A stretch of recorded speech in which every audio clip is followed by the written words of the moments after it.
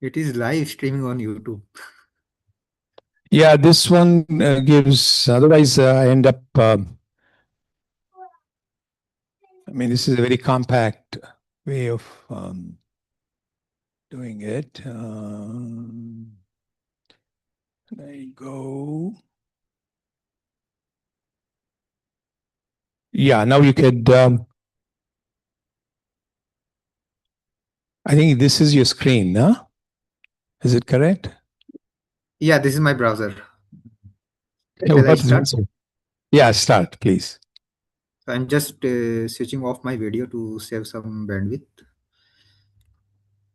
I hope you can see Yeah. my Oh, okay. slides also. Oh gosh, this is what? So it's 5:16. Yeah. So yeah, I mean, with the People's Cooperation, we'll go till 6:15. So we have till 6:15. Yeah. Okay. Yeah, sure. Yeah, so if anybody has any problem, any question in between, just interrupt me and can ask. It will be good if we can make it more interactive. So since I am also working in industry, so I am taking next few lecture more on applied science, applied side. I mean, of course, we will cover we will cover theory as well as the practical side also. So in today's lecture, I will cover this MILP solver and Marabou solver. Then why these two? MILP solvers are basically mixed integer linear programming solver, and they are used in almost every state-of-the-art neural network verifier. Though it could be Marabou, it could be Alpha Beta Crown, or whatever, MILP solver will be there. And Marabou is one of the state-of-the-art solver. I think it is achieved. It achieved second rank in last year WinNet competition. So let me start it. Just a minute. Yeah, so MILP solver are nothing but work as as an optimization problem. In the optimization problem, we have some optimization function, let's say fx, which we want to optimize. We either want to maximize it or minimize it with respect to some constraint. Let's say x represent some constraints, and s is some set of constraint. If this set of constraints are satisfied, and we want to, let's say, maximize the function fx. This is a very simple formulation, but many real world problem can be modeled using this formulation. We will see some of the application in the end, including neural network verification problem. MILP solver stands for mixed integer linear programming. So we'll first see without integer variables, basically linear programming. We'll see first. So a linear programming has some linear objective function and linear constraints, as well as the continuous variables in the constraint and optimization function. For example, here we want to, let's say, minimize this function. It is nothing but c1 x1 plus c2 x2 plus cn xn. We want to, let's say, minimize this function with respect to some constraint which is represented by, let's say, uh, x1 plus x2 greater than 2, x1 minus x2 less than 4, something like this. There are lots of constraints, right? At the same time, there are some bounds on variable x, x1, x2, x3, whatever the variables are. There are some bounds on those variables. And the one condition is all these variable continuous variable. So theoretically, if we include some non-continuous variable, then there will be some complexity issue. The problem become very complex to handle. We'll see in the later. And this kind of problem can be solved by using a simple called simplex algorithm. You already have seen resuplex algorithm, which is the you can say upgraded version of simplex algorithm. Let's see an example. Sorry, before example, this is we have seen the linear programming algorithm. The mixed integer linear programming algorithm also has the same formulation, except few of the variable are integer. For example, here. And introducing this integer variable makes this problem as an NP hard. We'll see later how some intuition at least why this problem become NP hard. Yeah. So this is a simple example, right? You can see this is our objective function x1 plus 3x2. If we show on the two-dimensional plane, it will be like there is some function. Let's say it is x1, it is x2. So it will be some function like this, right? And similarly, we have some constraints: 2x1 plus x2 less than equal to 10. So let's say it is some constraint, something like this area. We have bound on x1 and we want to basically maximize this function, right? But the condition is x2 can be integer. X2 can be either here or it can be either, let's say, here, 0 or 1, right? So x2 is an integer variable, and this make this problem hard. We'll see in the next slide.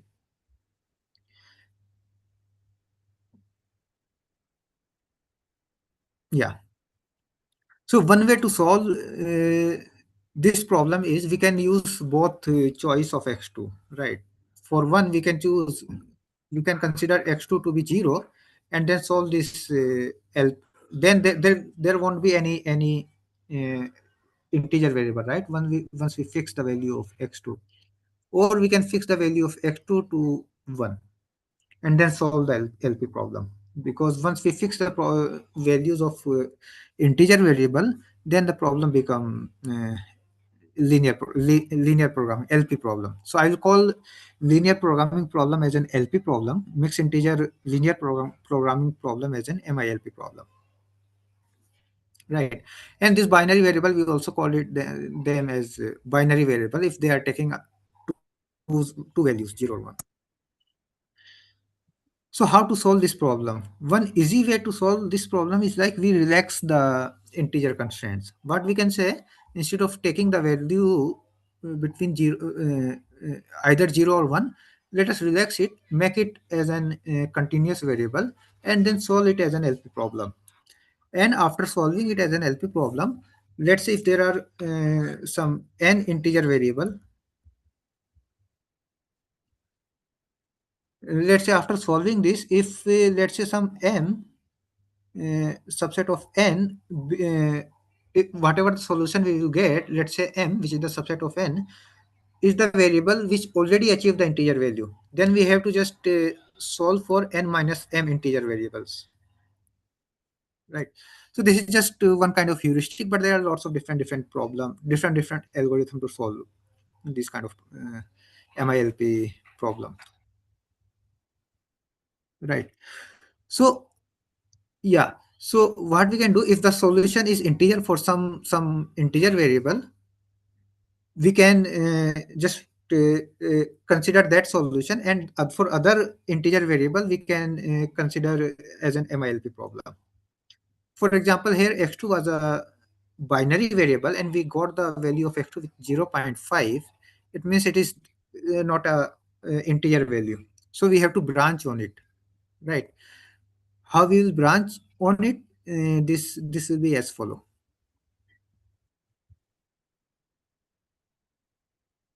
So what we'll say, ki, oh, let us just branch x2 on either 0 and 1, right? On x2 is equal to 0, we'll solve it as an one LP instance, and x2 is equal to 1, we'll solve it another LP instance, right? So can anybody tell me, if there are n variables, then how many number of LP instance will be there? 2 to the power n. 2 to power n. So basically the complexity is increasing as in 2 to power n, sorry, exponentially. Yeah, right. At the same time, solving one LP problem is, in theory, it itself is an exponential problem. So it will be very complex problem, right? So there are different heuristic, different algorithm to solve this problem. For example, there are branch and bound, cutting planes, branch and cut, different heuristics. But the good news is there exists some solver which basically solving lots of real time problem, which are either LP or MILP kind of problems. For example, Groby, Ciplex, SCIP, CBC, and all. Right. So in this presentation, we will consider the solver Groby. Why we are considering Groby? No, not really some reason, but I have worked on it. That's why we are considering it. And yeah, it's a commercial tool actually, but for academic, it is there's some free license. If you want to use it, you have to basically get some free license to use Groby. Yeah, here are some Perhaps yeah, I have one question. yeah, So these yeah, popular MILP solvers, these are names of the different tools that are yeah. These there, are the names of the different tools. different tools, but they are use one of the above methods that you have listed, or they vary in the kind of heuristics and the methods that they use. How do Yeah, so these different solvers distinguish themselves? basically, these are commercial tools. These are like they don't provide much detail Okay. how they are solving it. But the thing is, in theory, there are like branch and bound cutting planes, kind of a standard algorithm, and simplex is one of them. Once we have branching, and each tool has their own basically one tool is solving better in some problem in comparison to other, because each tool is using lots of engineering stuff to improve their performance. uh, yeah, so that's why. But standard algorithm are just few which I have listed, and some few more. Since our purpose is not go into deeper into the theoretical aspect of these tools, but some high level understanding will be needed, right? Okay. Yeah. So, for example, here some applications of MILP solvers, like in transportation, in airline scheduling, supply chain optimization. But one of the application which is relevant to us is a neural network verification, right? And we will see how to encode the neural network verification problem as a constraint optimization problem in MILP solver, right?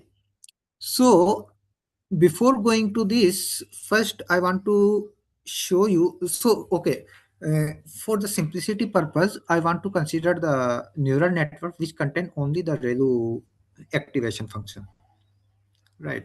So because suppose this is the neural network, right?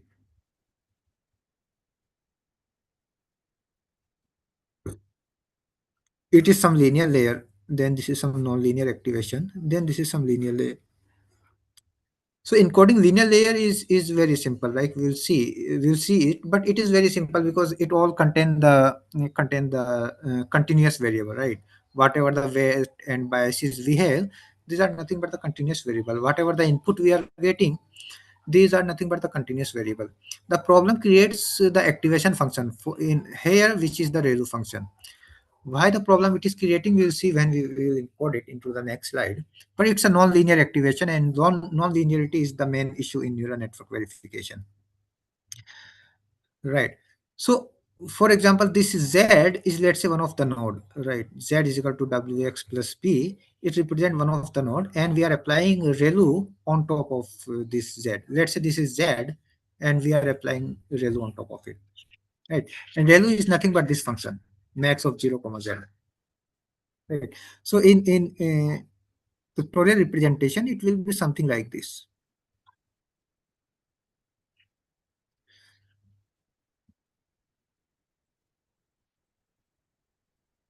Something like this, right? Yeah. So it is z and it is y. Right. So if z is negative or less than 0, then y will be 0. Otherwise, y will be equal to z here. Right. Here y will be 0. Right. And we call this area I mean this part as, let's say, neuron inactive part, and this we'll call it as an active part of the ReLU. Let's say, right. So next slide we will see the encoding of ReLU activation by using one binary variable. For example, here. So here again, I need to draw this picture. I think I can copy it.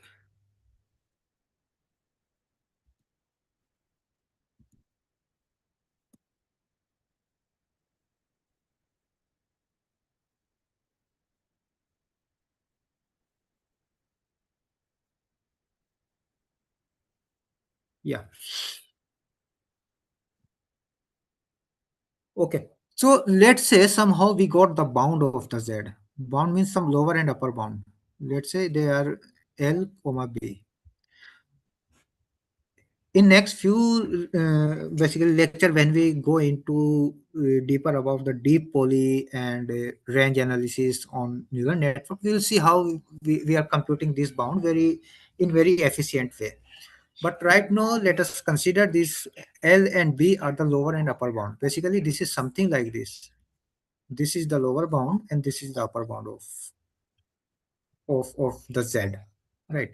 So one thing to note here is, let's say if Yeah, but what?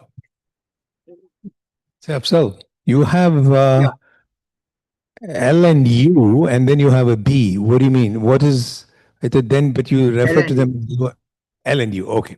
Yeah. B is Yeah, something sorry, different. it was, You also used. yeah, there is something difference. Yeah.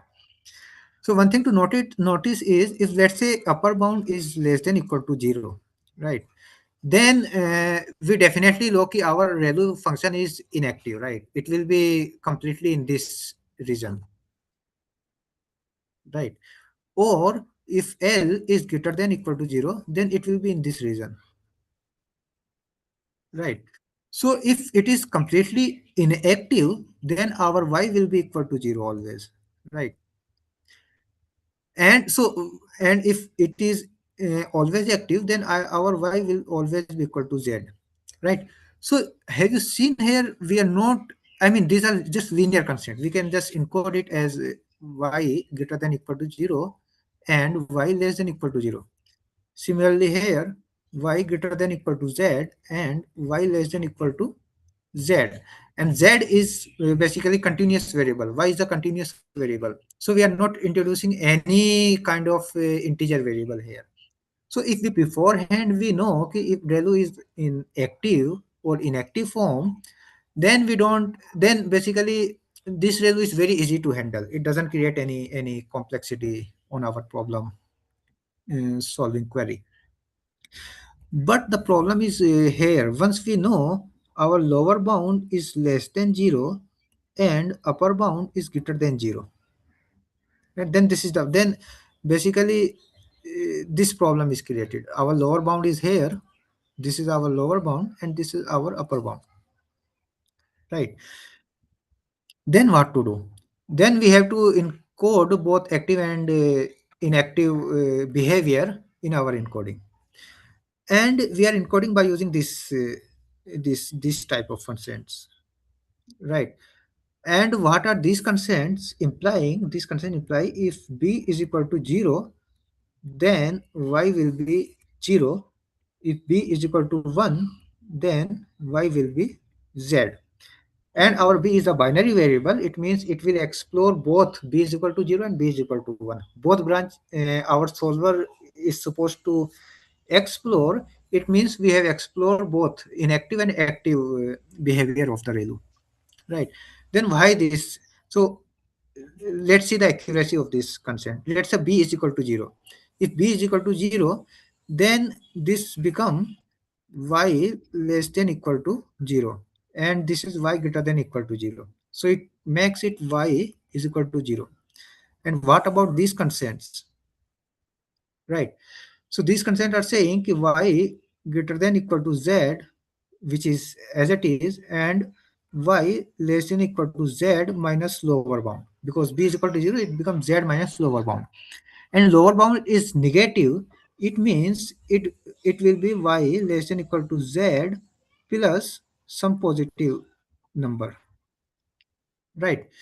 So it since it is plus some positive number, right? So when z, let's say z has some value, so basically these constant imply y is equal to 0 and y greater than equal to 0. Y greater than equal to z is imply both the constant, like this one and this one, right? So this will always be hold, right? And this will always be hold also because we are adding y less than equal to z plus some constants, right? And by using other constraints, it is saying y is equal to 0, right? So when b is equal to 0, then y will always be equal to 0. This is right, right? What about the other case?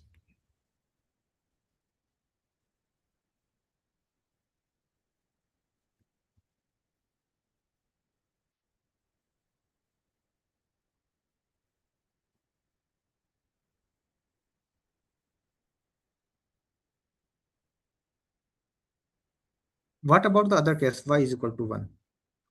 So when y is equal to 1, this constant will remain same, right? This one, and this will become y less than equal to b, sorry, u, which is an upper bound. So it will always be, y will always be less than equal to upper bound, right? Because it's a bound of of z. So this will always be hold. What about this constant? It will become y less than equal to z. It is saying y greater than equal to z. It is saying y less than equal to z. So it will become y equal to z, right? So is there any issue till now? I mean, is there any question till now?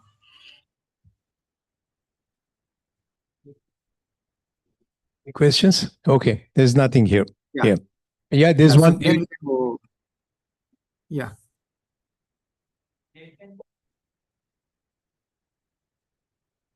Sorry, I can't hear the question, sir. Z can be less than 0. So how is the constraint satisfied? Y greater than 0. Because the lower bound is like less than 0. Yeah, yeah, yeah. So if let's say z is some negative number, right? But what we are saying is because of this y greater than equal to 0, and so in which case you are talking about? B is equal to 0, b is equal to 1? If p is equal to 1 and z is less than 0, there is no solution. Is that correct? No, what I'm saying, if z is less than 0, if we know if z is completely less than 0, then we don't need this encoding at all, Okay. right? So how do you enforce it? Like L is less than 0 is the only thing that we have. Yeah, Yeah, I so think. this encoding will be for L less than equal to less than 0 and U greater than 0. If there is this case, Ah, then we can directly encode y equal to 0 and y equal to z. If we know beforehand. In next few, I mean, in next or next to next lecture, we will know how we will compute this bound. But as of now, you can consider, suppose we have somehow we have these bounds. so what you're saying is that there are two cases. The first Yeah. case is saying, I mean, if I understand you correctly, Afzal, you're saying that you don't need MILP encoding for the case where y is less than or equal to 0. Yeah? Because the input Yeah, yeah. y can be less than or equal to 0, right? I mean, can be less than 0 So okay, also, let right? me If just it matters summarize is three cases. question, correct? Yeah? Okay, let me just summarize. Let me summarize three cases. One is when U is less than equal to 0, it is inactive phase. When L is greater than equal to 0, then it is active phase.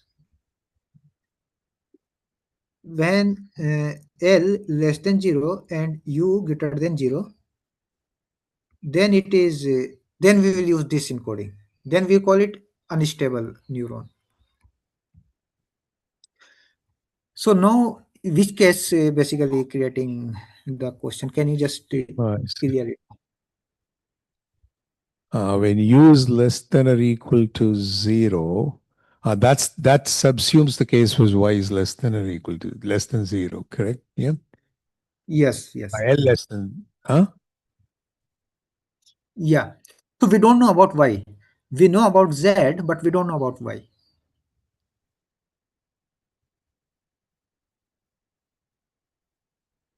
Yeah, but the question is, if you Yeah. you only shown the encoding for case number 3, correct? Yeah, our encoding is for case number 3. Okay. Yeah. But what For this happens case, uh, yeah. for the other two cases? Yeah, for other two cases, for example, here, for inactive Mm. case, we can Uh, directly say ki y greater than 0 and y less than equal to 0. We don't go into these 4 5 step coding. If we know ki okay. u less than equal to 0, then we can directly The say other this thing. case is where y is equal to z. Huh? Yeah. Yeah. Okay. You got it, huh? Similarly, Yeah. for active case, we can directly set y equal to z, Yeah. which is greater than and less than. Yeah. I think yes, we got it. Yeah. Any other questions? Okay, about the thing? Yeah. Okay. You can go ahead. Yeah. Yeah. So now we all okay. Sit there. Sorry if you get some noise because some children are playing in I mean near my house.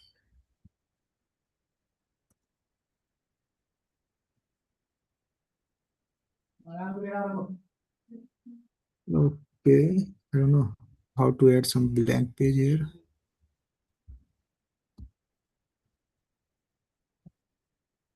Yeah, yeah. So okay, y is equal to max of 0 comma z, right? We can directly encode it into z3. For example, y will be equal to z and z greater than equal to 0, or y is equal to 0 and z less than equal to 0, right? We can encode it like this. But on the other hand side, we can also encode it using MILP, right? Once we have encoded the ReLU and the affine layer, we can basically use our verification query. So what will be our verification query? We will see by an example. I have another slide actually. I just copy from here, maybe then just paste it.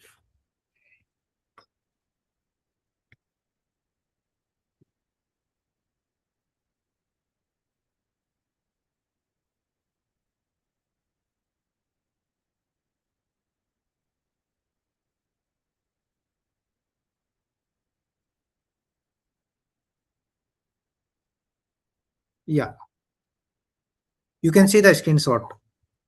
I hope. Is it Yes. visible? Yeah. So let's say this is a neural network, and we have one bias here. It's a typo here. We have one bias here on x bias term. So what we are saying, let's say our x1 can take value from -1 to 1, and x2 can take value from -1 to 1. And what we want to verify whether x7 is always less than equal to x8 or not. Right. So whatever the condition on the input of the network, we call them as a precondition, and whatever the condition on the output of the network, we call them as a post condition. Right. So what we are saying here, let's say x10 and x2 can take value from -1 to 1. Can we verify that x7 will always be less than equal to x8? Can we verify this thing? Right. So this is the encoding of the network. You can see here, right? For x3, it will be like x3 less than equal to x1 plus x2, x3 greater than equal to x1 plus x2 for this one, right? Similarly for x4, we have some constraints. For x5, just ignore these things. For x5, the constraint will be those which we have basically just seen in the previous discussion here for MILP, right? And once we got all the constraints, these are the, let's say, network constraints, we have precondition, and let's say whatever the post condition is here, we have the negation of it. Basically, we have x7 is greater than x8, right? Once we have all these things, we can just check the satisfiability of these things, right? If these constraints are satisfiable, it means there is some satisfying assignment in precondition which is violating the post condition, right? If it is unsatisfiable, it means there is no assignment in the precondition which is violating the post condition. It means our Okay, query is verified. Afzal, can I stop you? Okay, let's see. So there was some Yeah, question from Lucky. sure. Oh, this was, I guess it was Lucky. Was it answered already? I think I didn't notice your in the No, written no. as why. I wanted to just confirm this if this is same as this. Same as what? Sorry. No. Max one. Yeah. Y equals to max 0. No, y is equal to max of 0z. He coded, no? It has a disjunction of things. Yes, sir. I thought Yeah. it could be written like this also, so I was asking. No, but how will this be No, equal? what was the question? Sorry. No. It's on the chat. Oh, it's in the chat box. He's saying if y is equal to max of 0, can it be written as y is greater than or equal to 0 and y is less greater than or equal to 0? How? But that's not Yeah, it a. can be written, but it won't be a correct. Basically, it won't It be is not. accurate encoding. It satisfies this constraint, but it doesn't precisely define it. No. Yeah. Yes. For example, this is our ReLU, right? And we have this as a function, ReLU function. This is z, this is y. So if we encode y greater than equal to 0 and y greater than equal to z, then it will be this whole area.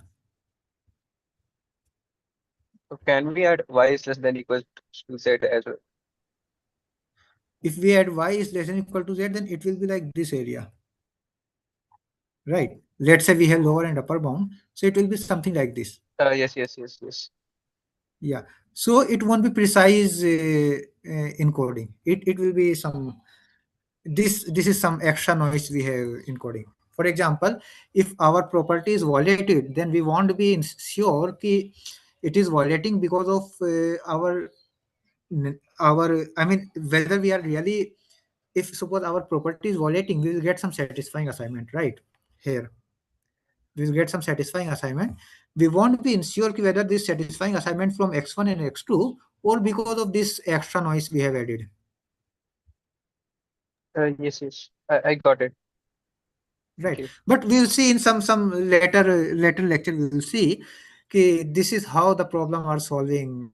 I mean people are solving this non-linearity problem. They will introduce some approximation error and then later on they Correct. will Yeah. one by one remove Yeah. it.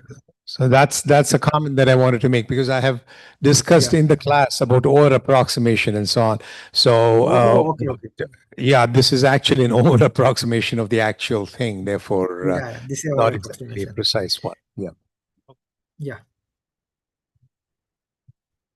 right. So if it is clear as of now, I will show some encoding of this network into the programming. I hope you can see my VS Code screen also. Yes, we can see it. I mean, is it too small? For people here, it may Oh, be a little bit too small. For people joining okay. online, it will be big. Um, Okay, let me just see how I can. I don't know. Yeah. Is it okay now? yeah. Is it fine? Yeah. Okay. Yeah, it is good enough. So like I said, I am using, I'll show the using Groby MILP solver. And you can easily install Groby MILP solver by using pip install Groby, something like this. And let me just tell you. And what you, if you want to basically explore it.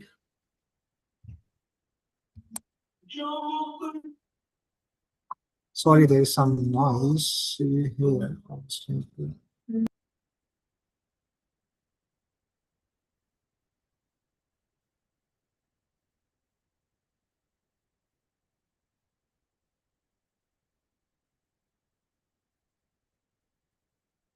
Yeah, am I audible? Yes, you are. Hello?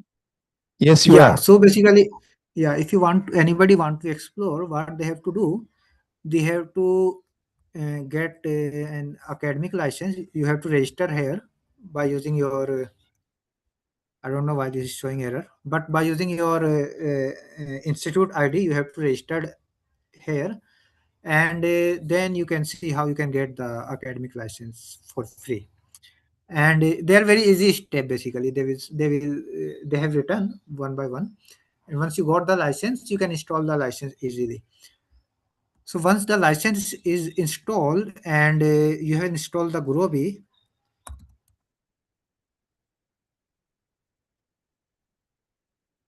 you can easily install Groby by using pip command.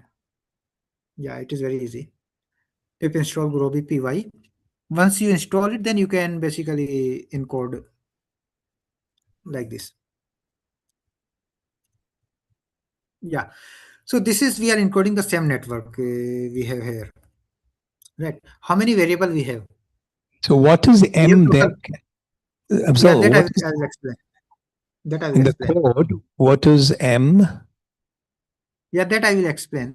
Okay. But I don't know. Are you able to? Are you seeing my code or this figure? I mean, the network figure I'm showing here. Right now, we can see your network. Okay. We Network, right? momentarily Yeah. saw your code, but right now, what Okay. is Okay. visible on the screen is your network. Yeah. Then it is fine. Yeah. So how many variable we have here? Total we have 8 variables, right? 8 continuous variable, right? And for x5 and x6, we have 2 binary variables, one for x5, one for x6, right? And x3 is base, x3 and x4 are nothing but x1 plus x2. So this is how we have defined. So m basically I was using to uh,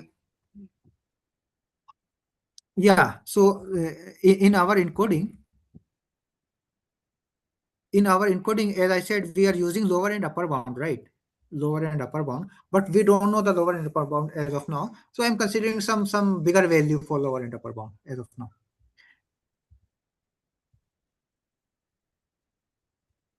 right? So let's say m is something like 10 or something. Yeah. So since we have 8 continuous variable, we have defined the variable something like this: lower and upper bound, lower and upper bound. And let's say we are defining is as m, since we don't know the bound. So we are setting the bound as m.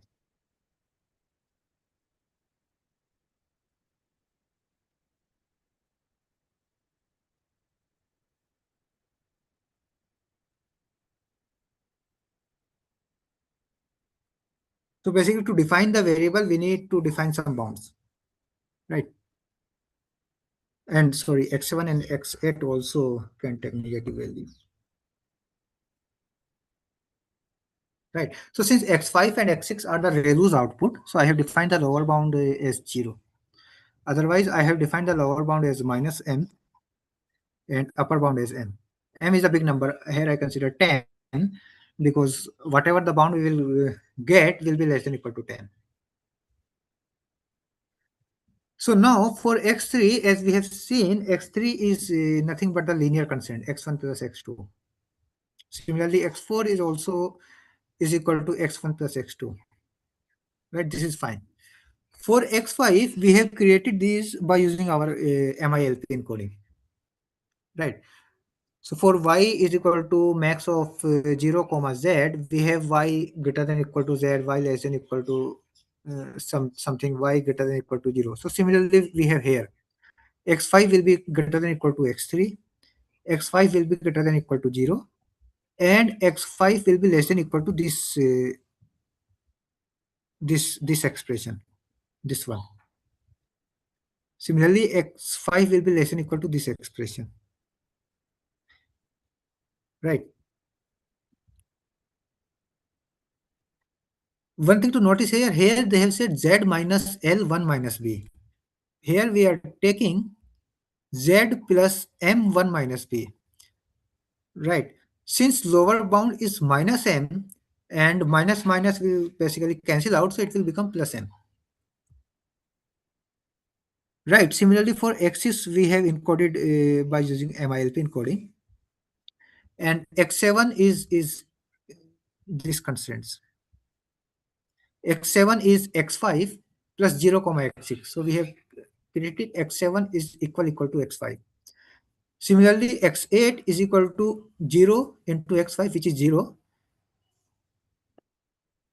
plus x6 plus this bias term 1. Right. So is this clear? This encoding is clear as of now. Just ignore this one. This is just the negation of the post condition. We have the post condition as x7 less than equal to x8. We have its negation x7 greater than equal to x8. We are taking greater than equal to, not strictly greater, because these all the MILP solver we are considering, that doesn't support strict inequalities. Yeah, Right. I have questions here. Going back to once again, Yeah. what's your name? Huh?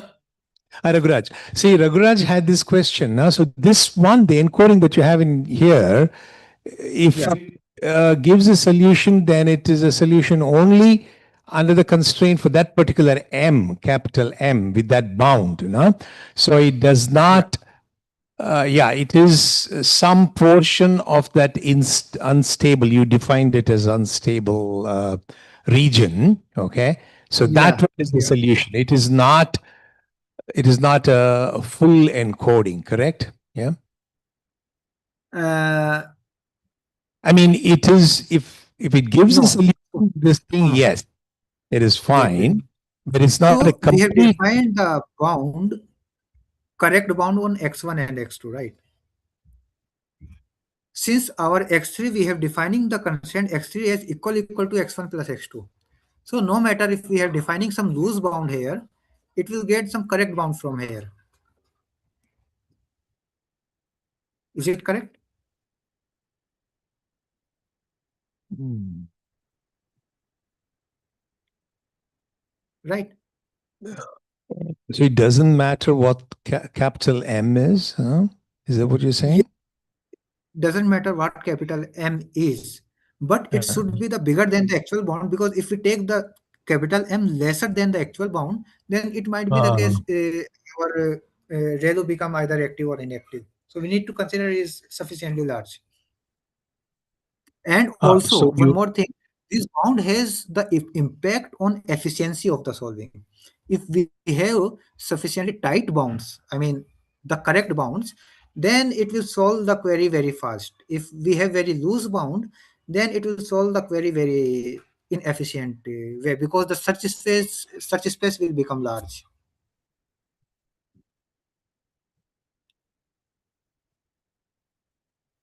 so you're saying that you could give any M. You can define M to be any value, and it'll. Yeah, if it is Hmm. solving, if our solver is providing optimal solution. Optimal means it is considering all the constraint and giving the satisfying assignment by satisfying all the constraint, then M will doesn't matter. But M will matter on the time it is taking. If we are providing the correct bound, then maybe it will solve in 0.01 second. If we are not providing the correct bound, then it may take up to 1 minute or something. Since this is a small example here, it is not so, it won't show any impact, but for the neural network, when we will consider, it will show the impact. So M is like something like a scaling factor, huh? Yeah. Yeah. Okay. Did you people get that? Yeah. Yeah. Okay. Right. Okay. Then we have some optimization. Yeah. So unlike Z3, let me just comment it. And okay, let me just uncomment it and show it once. Okay, this is the negation of the post condition.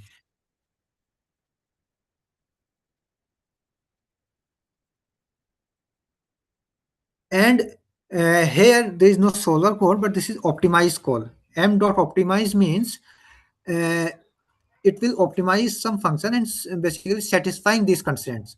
So here we have not given any function.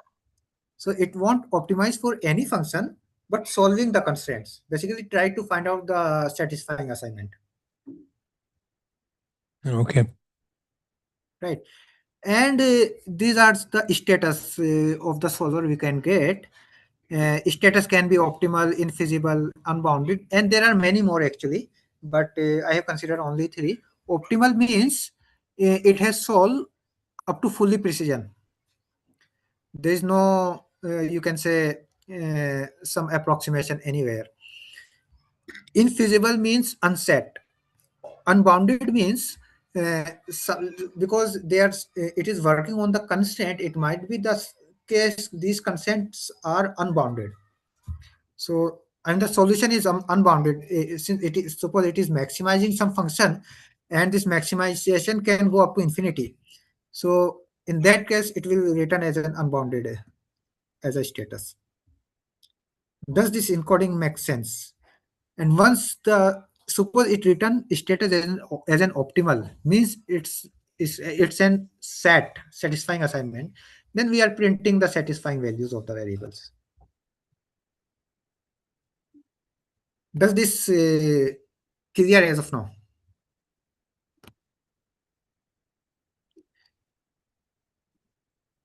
Yeah. So now I will just yeah.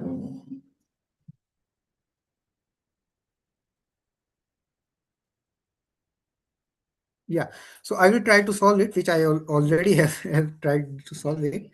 This is the Python file I have, and I'm just solving it. It is returning infeasible, means uh, the consent are not satisfied. Means there is the property is verified. There is no satisfying assignment which is violating the property. Right. If let's say I'm playing with it and I remove this bias term and I'll check it again, then it will say solution is optimal, means it is a satisfying assignment, and it is basically returning the satisfying value of all continuous variable as well as binary variable. Right. So I hope it is clear as of now. If you have any question, you can ask.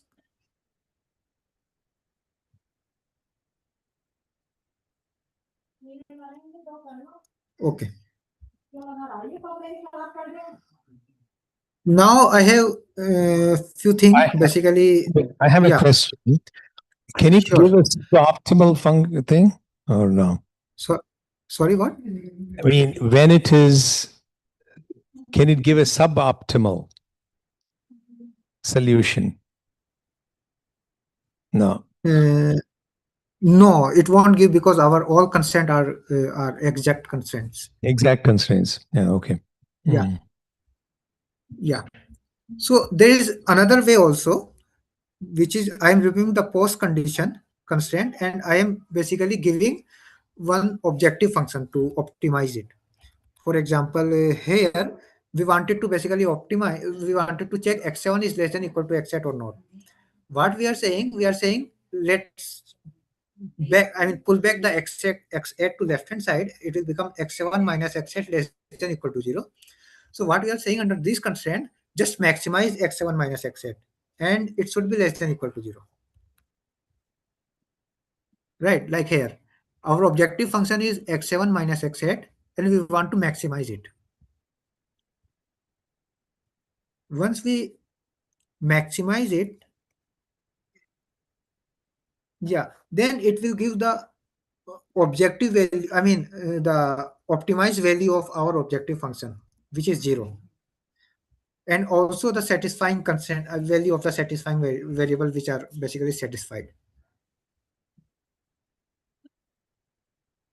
So once see, we know this our objective function optimized value of maximum value of our objective function is 0. It means this property is verified, right? Then we don't need to check set and set kind of thing.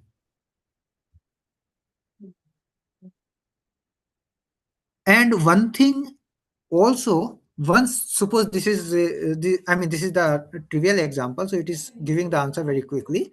Suppose this we are verifying for some big network, right? And this optimization function is taking time. So we can also provide some time limit to this optimization function, and can say okay, satisfying all the consent, and within, let's say, 1 second, whatever you have optimized, just give me this optimization value, optimized value.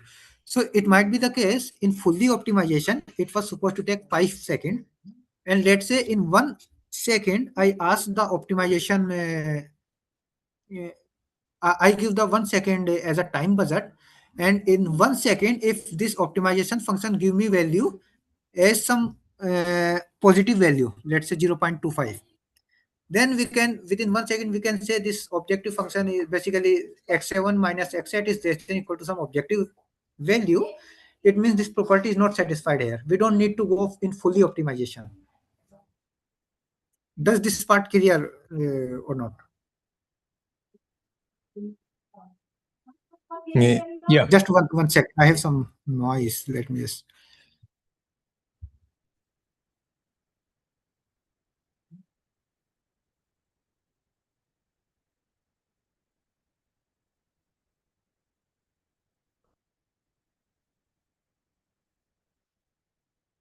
Yeah, sorry. So, do you have any question Yeah, in I think this time?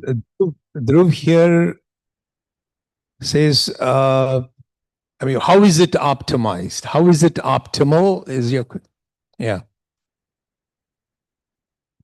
Sorry, can you just maybe unmute and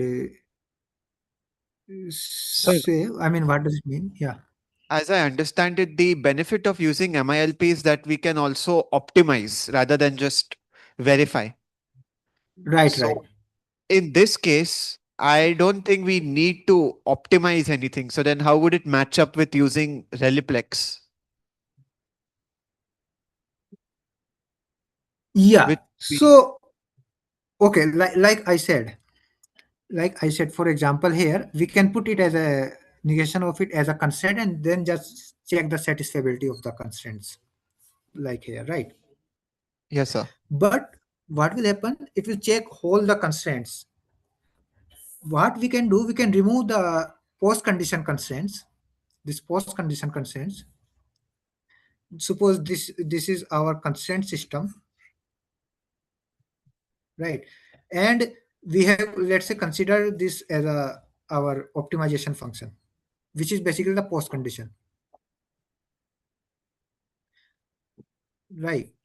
And look, suppose what we want to check whether this optimization function is greater than this value. Let's say it has some value, let's say c. What we are saying, whether our objective function has greater than c or not. For example, in our case, when we are checking y7 less than equal to y8, what we are doing, instead of putting the constraint y7 greater than equal to y8 and then solving all the constraint system, what we can do, we can create objective function y7 minus y8 and maximize it. But the Yes. benefit here is, instead of maximizing it, when we are doing maximization, we can do up to the end point till here, but we don't need it. Once we reach this bar, Yes, sir. once we reach this bar, then we can easily say that our post condition doesn't hold, and we can get some satisfying assignment. So it will basically improve some kind of little bit efficiency. Uh, Would Reluplex be better for solving this problem? Yeah, Reluplex will be better to solving this problem, because Reluplex, see, to solve this problem, underlying algorithm, which is most famous algorithm, is simplex, and Reluplex is kind of one kind of improvement on top of simplex. So Reluplex is definitely better than this MILP. So when we are only dealing with constraints, Reluplex is better, but once we have optimization, then MILP becomes more useful. Is that right? Is that be a right way to understand it? No, so what I'm saying, MILP solver is basically background solver. I mean, it is kind of SMT solver, right? We can encode any kind of constraints. MILP doesn't know what is ReLU, what is all these things. MILP doesn't know. We need to encode manually values by using binary variable and all these things. What So, MILP knows, there are some constraints, there are some variables which are continuous and binary variables or integer variables. On other thing, reluplex understand the ReLU constraint also. We can encode linear constraints as it is, and we can say these are some ReLU constraints. It will handle internally, and they have some basically uh, efficient way to handle the ReLU constraints. So if our problem or the constraint system contain ReLU or some neural network as a solving problem, then of course ReLUplex will be better than MILP. But our basically purpose here to introduce MILP is not to basically compare with reluplex. Of course we can compare with reluplex performance, we can compare, but to introduce MILP because it is being used in many other solvers like Marabov alphabetical and all. yeah, let me give my view. I don't know if that'll answer those question or not. So what do we get by optimizing y7 minus y8? Yes. You're saying you minimize that. Okay, suppose that is your objective function. Yeah. Now, that will tell you if there is a solution to how far you could get the difference, how small you can get the difference. That's what MILP does. Okay, so Yeah. that is more powerful than what Reluplex can do. Okay, so Reluplex can solve the constraint system as satisfiability problem. yeah, As so I it know, it doesn't optimize for optimization function. correct. So it is doing how far I can get that difference so that I can falsify it or something like that, you see?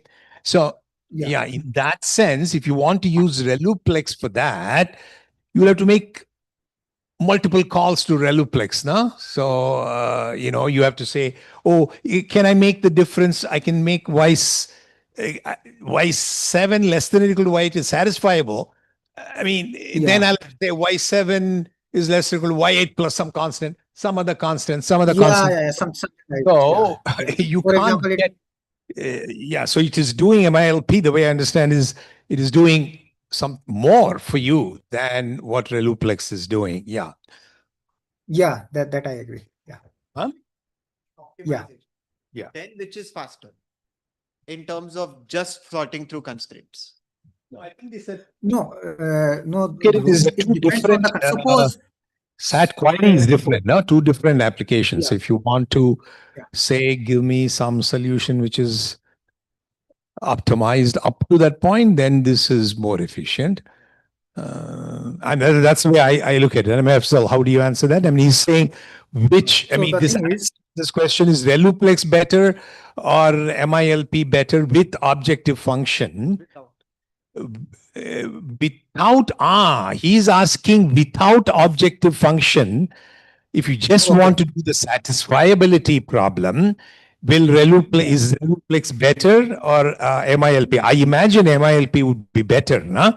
Maybe not in all cases, but with all the thing. Now I understand those questions. So he's saying Reluplex, if you are only interested in the satisfiability, okay, on the original encoding that you had, is yeah, MILP on average always is it better? Obviously, MILP, the complexity of the MILP problem is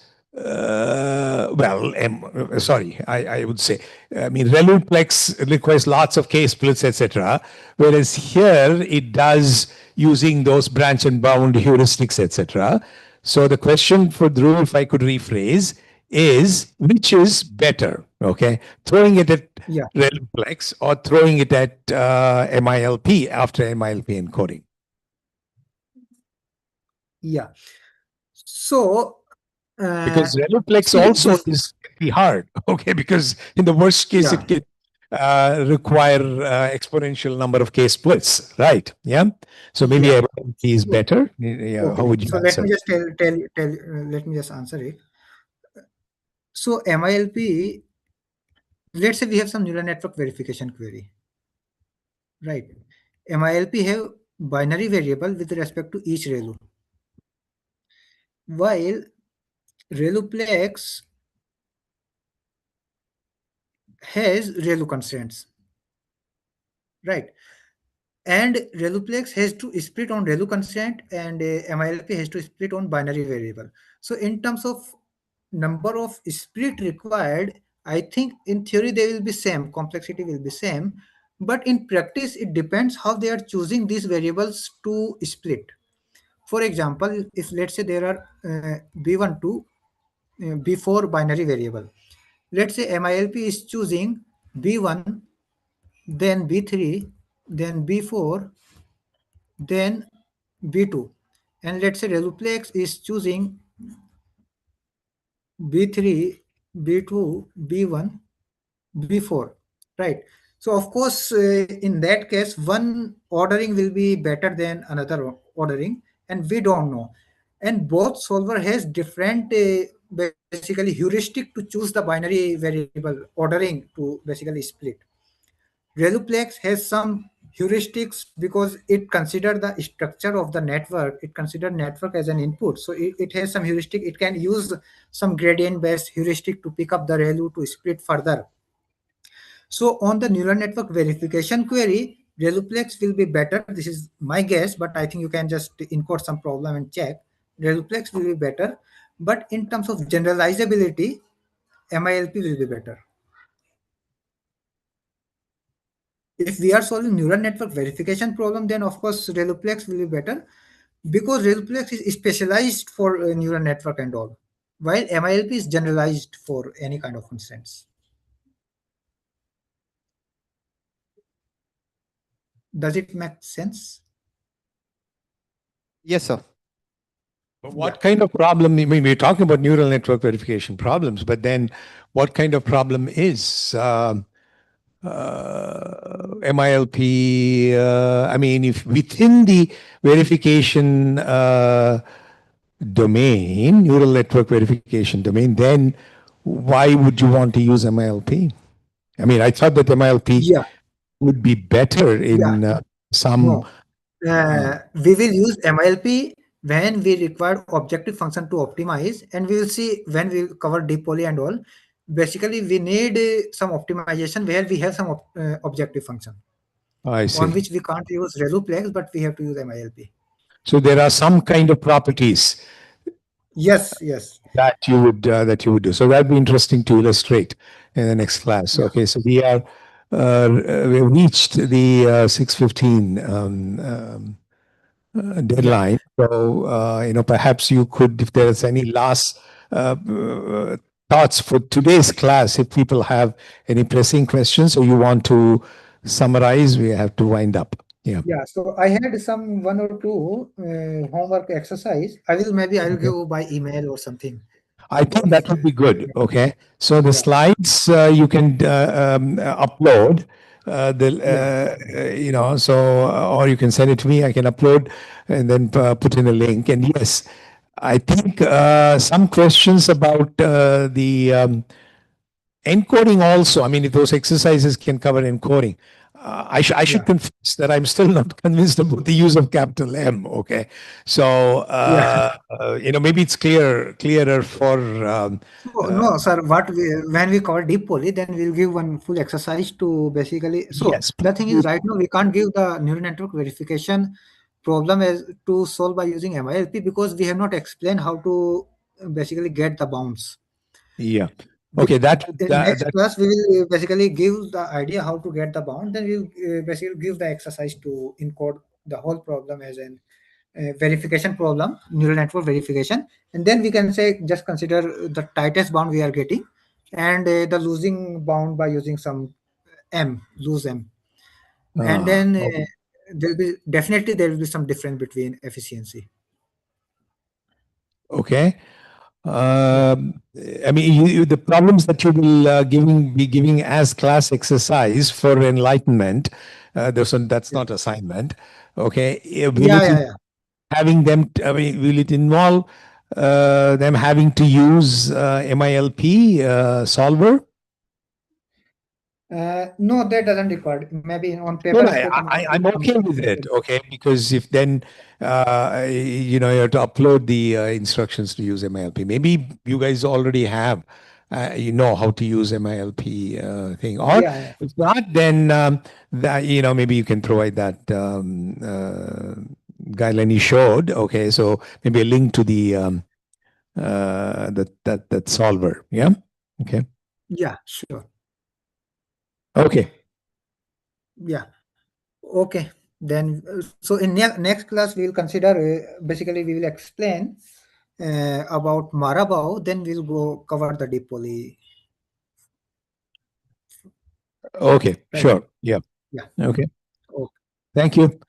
So we will Okay. meet Bye, everyone. here until we decide otherwise. Okay, so we will meet here, and with Yeah, the yeah. option, if people want to join by remotely, that's also okay. Okay, fine. Thank you. Thank you. Okay. Yeah. Bye. Bye, everyone.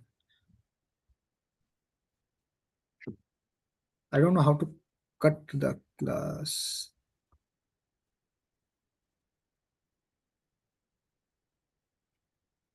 I'll do that. Ah, Okay. I don't know how Uh, to how to. so you could stop sharing.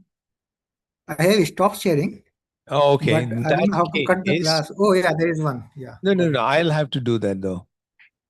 Sure. Okay, sir. Bye.